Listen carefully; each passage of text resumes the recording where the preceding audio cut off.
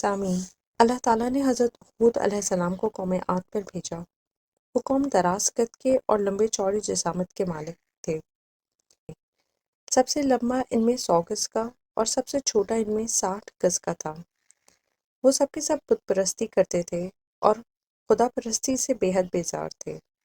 وہ پتھروں کو تراش کر کے پہاڑوں میں اپنے مکان بناتے اور اپنی تنگ نظری اور سنگدلی سے بتوں پر ایمان لاتے، مگر ان میں سے ایک فرقہ ایمان نہیں لایا تھا اور وہ ان کافروں کے خوف سے اپنا ایمان چھپاتا تھا۔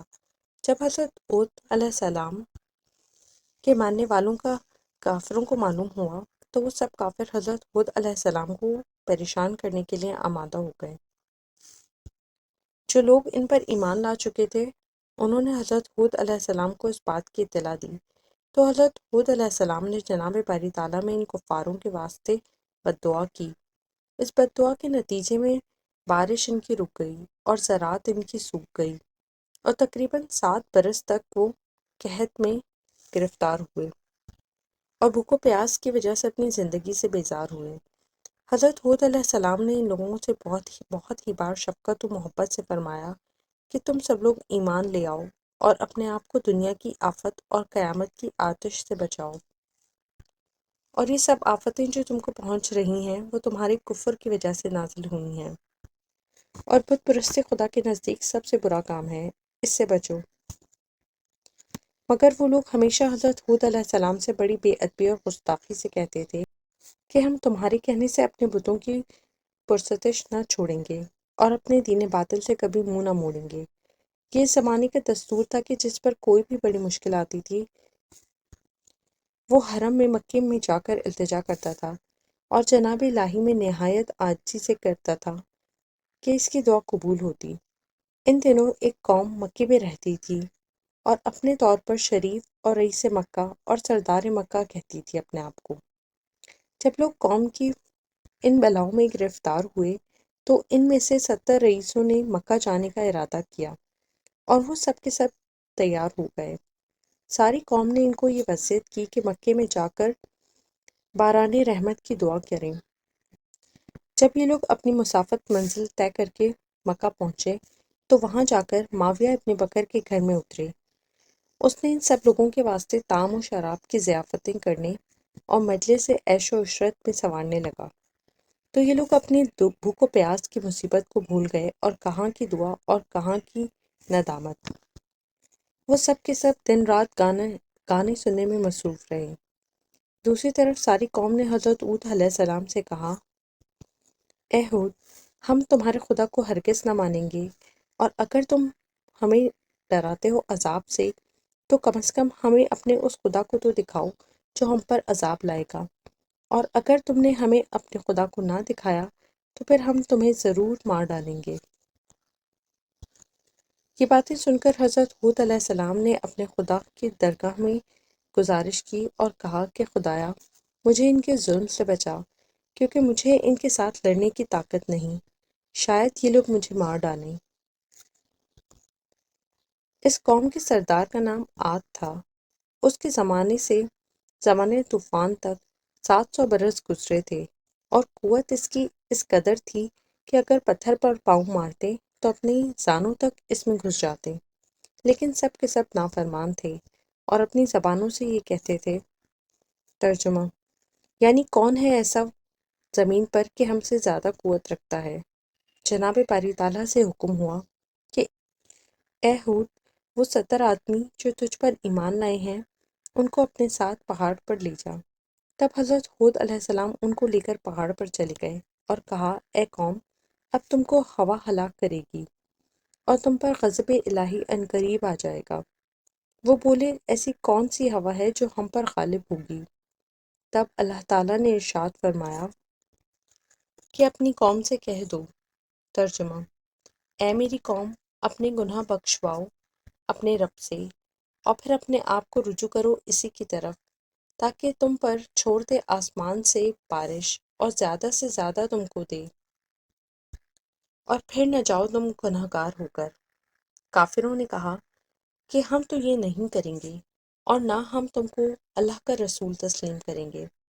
بس ایک قوم کو بھیجا کہ مکے میں جا کر پانی طلب کریں۔ اس قوم میں سے 6 آدمی مکے کو گئے۔ ان میں سے صرف 2 شخص مسلمان تھے، لیکن دین اپنا چھپائے رکھتے تھے۔ ان کا نام مزید اور لقیم تھا، اور ان کے سردار کا نام کیل تھا۔ یہ آدمی مکے کو گئے۔ مزید نے ان سے کہا کہ جب تک تم حضرت ہود علیہ السلام پر ایمان نہ لاؤ گے، اس وقت تک تم پر بارش کا برسنا موقوف رہے گا۔ یہ بات مزید کی سن کر سب نے ان کو جھٹلایا۔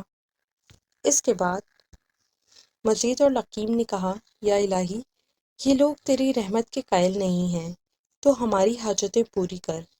بارگاہ الہی سے آواز آئی کہ کیا مانگتا ہے؟ مانگ۔ مزید نے کہا، یا الہی، میں تا قیامت دنیا میں بھوکا نہ رہوں۔ حکم ہوا کہ میں نے تیری یہ حاجت قبول کر لی۔ اس کے بعد لقیم نے کہا، یا الہی، 7 دفعہ کی عمر مجھے عطا کر اور 3000 برس تک زندگانی کروں۔ حکم ہوا کہ میں نے تجھے بخشی۔ اور کیل نے کہا کہ خداوند، کوئی ہماری قوم میں بیمار نہ ہو کہ میں تجھ سے شفا چاہتا ہوں، اور نہ کسی مشکل میں پڑے، مگر میں پانی مانگتا ہوں واسطے قوم عاد کے۔ وہب ابن مرمہ نے روایت کی ہے کہ 7ویں آسمان پر ایک ہوا ہے، اور 70,000 زنجیروں نے اس کو باندھ رکھا ہے، اور 70,000 فرشتے اس پر محافظ ہیں۔ جب قیامت کا دن ہوگا وہ ہوا چھوڑ دی جائے گی، اور وہ اتنی تیز ہوگی کہ پہاڑوں کو ریشم کی مانند اڑا دے گی، اور آسمان گر پڑے گا اور اس کے ٹکڑے ہو جائیں گے، اور وہ روئی کے گالے کی مانند اڑتا پھرے گا۔ حکم باری تعالیٰ ہوا کہ اے فرشتوں، وہ ہوا قوم عاد پر کچھ دیر کے لیے چھوڑ دو۔ تب انہوں نے عرض کی کہ اے جبار عالم، کس قدر چھوڑ دیں؟ حکم ہوا کہ گائے کی ناک کے نتنے کے اندازے سے چھوڑ دو۔ فرشتوں نے عرض کی، یا رب العالمین، اس مقدار سے تو سارے عالم ہی برباد ہو جائے گا۔ تب حکم ہوا کہ سوئی کے سوراخ کے برابر چھوڑ دو۔ جب انہوں نے تعمیل خدا کو بجا لائے، اس ہوا کو سوئی کے سوراخ کے برابر سے چھوڑا، تو وہ ہوا بالکل کالے بادل کی طرف پہاڑ پر نکل آئی۔ تو وہ ہوا ابر سیاہ کی طرح پہاڑ کی طرف نکل آئی، جس کو دیکھ کر قوم عاد بہت خوش ہوئی اور کہنے لگی کہ وہ ہم پر ضرور برسے گا۔ حضرت ہود نے فرمایا، اے کافروں، ذرا صبر کرو، اللہ تعالیٰ کی طرف سے تم پر عذاب العلیم پہنچتا ہے۔ اس خبر کو سن کر تقریباً 7 لاکھ مرد 3 پہاڑوں کے دامن میں جا کر بسے، جہاں ہوا کی ایک راہ بھی نہ تھی، اور یہ سب آپس میں ایک دوسرے کا ہاتھ پکڑ کر اور اپنے پاؤں کو گھٹنوں تک زمین میں گاڑ کر بیٹھے تھے، اور یہ کہتے تھے کہ 3 طرف تو ہمارے پہاڑ ہیں اور ایک جانب ہم سب ہیں۔ دیکھتے ہیں کہ کون سی ہوا ہے کہ ہمارے بیچ سے گزرتی ہے، اور وہ ہم پر کس طرح زور کر سکتی ہے۔ جب متکبروں نے اپنی قوت کا غرور کیا تو اچانک ایک آواز آئی، اور ہوا نے اس قدر زور کیا کہ پہلے مکانات اور قصر وغیرہ جتنے تھے سب کو جڑ سے کھود کر پھینک دیا، اور ان کے تمام تعمیرات برباد ہو۔ دوسری طرف حضرت ہود علیہ السلام نے ایک لکیر زمین پر کھینچ کر مومنوں کو اس کے اندر رکھ لیا۔ ہوا نے بہت زور کیا، مگر جو لوگ کے مومن تھے ان کا ذرا برابر بھی اس ہوا سے کچھ نہ بگڑا، اور وہ صحیح سلامت رہے۔ جو شخص اللہ کا ہو جاتا ہے تو پھر اس کا ہی اللہ ساتھی ہوتا ہے۔ اس کے بعد حضرت ہود علیہ السلام مومنوں کو اپنے ہمراہ لے کر جرہم کے پاس گئے اور کہا کہ عذاب الہی تو نے دیکھا؟ اس نے کہا ہاں۔ تب حضرت ہود علیہ السلام نے فرمایا کہ کہہ لا الہ الا اللہ محمد رسول اللہ۔ وہ ملعون بولا کہ جب تک کہ تو اس قوم کو زندہ نہ کرے گا، اس وقت تک میں تجھ پر ایمان نہ لاؤں گا۔ اور وہ مردود یہ کہہ ہی رہا تھا کہ اس وقت اس کے قدم کے نیچے ہوا نے زور کا تھپڑ دیا، اور سخت عذاب نے ساری قوم کو آ کر ہلاک کر دیا۔ اس کے بعد حضرت ہود علیہ السلام تقریباً 400 برس تک زندہ رہے، اور اس کے بعد دنیا فانی سے رحلت فرمائی۔ ایک روایت میں ہے کہ ان کی اولاد بھی اپنے آبائی دین پر ایک عرصہ دراز تک قائم رہی اور ایک کثیر آبادی سے وہ لوگ آباد ہوئے اور دین و دنیا کی راہ مخلوق خدا کو بتاتے رہے۔ اتفاقاً ایک روز شیطان ان کے پاس آیا اور اس نے ان لوگوں سے کہا کہ تم سب کس کو پوجتے ہو؟ انہوں نے کہا زمین و آسمان کے خدا کو پوجتے ہیں۔ ابلیس لعین نے کہا کیا تم خدا کو بنا دیکھے پوجتے ہو؟ اور کیا تم نے کبھی خدا کو دیکھا ہے؟ انہوں نے کہا کہ نہیں۔ شیطان نے یہ سن کر ان سے کہا کہ تم اس پتھر سے ایک بت بنا کر پوجا کرو تاکہ وہ روز قیامت تمہارے لیے شفیع ہوئے۔ ان لوگوں نے ابلیس کی باتوں پر یقین کر کے ایک پتھر کا بت بنا کر میدان میں رکھ دیا، جیسا کہ اللہ تعالیٰ نے فرمایا۔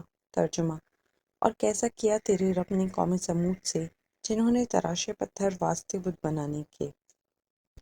ان لوگوں نے پتھر کو وادی میں رکھ دیا اور وہ وادی میدان ان کے مکان کا نام ہے، اور ان لوگوں نے پہاڑوں کو کھود کر اپنے رہنے کے واسطے گھر بنائے اور اسی پتھر پر اپنے پوجنے کے واسطے بت بھی تراشے اور اس بت کے چاروں طرف چھید کر کے اس میں سیسا پلا دیا اور ایک تخت عظیم شان بچھا کر اس پر ایک سونے کی کرسی رکھ کر اس بت کو رکھ دیا، اور ابلیس کے کہنے سے سب لوگوں نے سجدہ کیا اور وہ سب کافر ہو گئے، اور اسی جگہ ایک گنبد عظیم شان بنا کر اسے عبادت خانہ قرار دیا۔ بعد اللہ تعالیٰ نے ایک مچھر کو بھیجا جس نے اس گنبد کو چھید کر کے بت کے اندر جا کر خرطوم اپنا اس کے سر میں چبو کر اس کو اٹھا کر دریائے محیط میں ڈال دیا۔ تمام کافر یہ حال دیکھ کر بہت متحر اور پریشان ہوئے اور کہنے لگے کہ اب ہم کس کو پوجیں گے؟ بعد خدا تعالیٰ نے اسی قوم کی طرف حضرت صالح علیہ السلام کو بھیجا۔